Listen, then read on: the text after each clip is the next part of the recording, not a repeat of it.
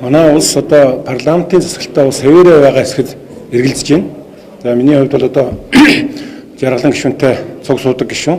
Сая ерөнхийлөгчөөс өргөн барьсан хуулийг хуулийн одоо санал асуулга явж явах үед бямжаргал дарга бол маш тийм хувь хүнийхээ хувьд маш хариуцлагагүй үйлдэл гаргалаа. Улсын хурлын даргач гэсэн бас улсын хурлын дэгийг зөрчиж огт асуулт асуугаагүй бахтан зөвшөөрөл өгч байгаа нь бас их сонин санагдлаа.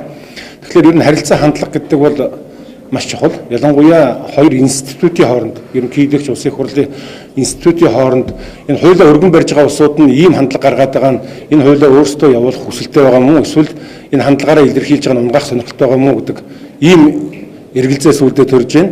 Нөгөө Арслангийн сүрэнд үнэг эрдэнэ гэдэг шиг ерөнхийлөгчийн одоо тамгын газрын дарга, ерөнхийлөгчийн зөвлөхүүд бол маш тийм муухай бүдүүлэг харьцаа хандлага гаргаж байгаа. Сүүлийн улсын хурлтай харьцаж байгаа улсын хурлын гишүүдийн асуултанд хариулж байгаа байдал нь өөрөө эргэлзээ төрүүлж байна. Тэгээ өнөөдрийн энэ үүдэлд бямжаргал даргуулаад улсын хурлын дарга заашгүй тодорхой хэмжээний хариуцлага хүргэх ёстой гэсэн байр суурьтай байна.